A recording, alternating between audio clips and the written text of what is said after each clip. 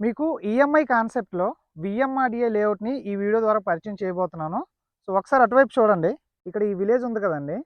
ఈ విలేజ్‌కి అటాచ్డ్‌గా మీకొక ఈఎంఐ కాన్సెప్ట్‌లో వీఎంఆర్‌డీఏ లేఅవుట్‌ని ఈ వీడియో ద్వారా పరిచయం చేయబోతున్నాను. చుట్టూ చూడండి. విలేజ్‌కి అటాచ్డ్ అండి.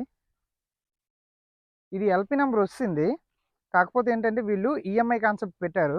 ఎల్‌పీలు రాకముందు ఈఎంఐలు పెడుతూ ఉంటారు కానీ, వీళ్ళు ఎల్‌పీ వచ్చిన తర్వాత పెట్టారు. ఎందుకంటే అందరికీ ప్రతి ఒక్కరు కూడా ప్లాట్స్ కొనుక్కునేలాగా వెసులుబాటు చేయడానికి వీళ్ళు దీన్ని ఈఎంఐ కాన్సెప్ట్ పెట్టారు.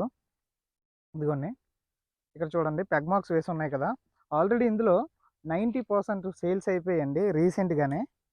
ఇందులో మినిమమ్ 167 గజాలు తీసుకోవచ్చు. ఎవ్రీ మంత్ 20,000 ఈఎంఐ పే చేస్తే సరిపోద్ది. ఇందులో మనకి మినిమమ్ 167 గజాల నుండి ప్లాట్స్ అవైలబుల్‌గా ఉన్నాయి. ఇది ఆల్రెడీ ఎల్‌పీ నంబర్ కూడా వచ్చేసింది. అండ్ ఇందులో 95% ప్లాట్స్ సేల్ అయిపోయాయి. ఇప్పుడు ఇందులో మీరు ఏదైనా ప్లాట్ తీసుకోవాలనుకుంటే ఎలా తీసుకోవాలి, బుక్ చేసుకోవాలనేది ఇప్పుడు మాట్లాడుకుందాం. మినిమమ్ 50,000 రూపీస్ టోకెన్ అడ్వాన్స్ ఇవ్వాలి. అలాగే వితిన్ 30 డేస్‌లో 1,50,000 రూపీస్ ఇచ్చి టోటల్‌గా 2,00,000తో అగ్రీమెంట్ చేసుకోవాల్సి ఉంటది. అక్కడ నుండి ఎవ్రీ మంత్ 20,000 రూపీస్ 30 మంత్స్ వరకు మనం పే చేయాల్సి ఉంటది.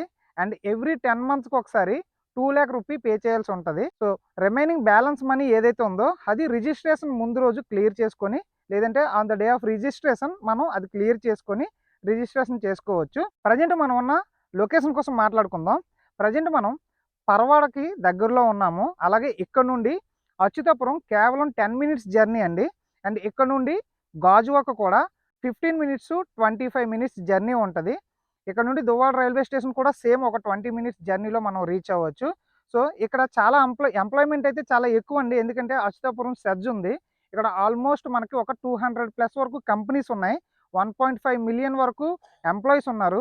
అలాగే ఈ ఏరియాలో మనం ఏదైనా కన్‌స్ట్రక్షన్ చేసి రెంట్‌లకి ఇచ్చుకుంటే ఎవ్రీ మంత్ మినిమమ్ 10,000 నుంచి మాక్సిమం 20,000 వరకు రెంటల్ ఇన్‌కమ్ కూడా జనరేట్ అవుతుంది.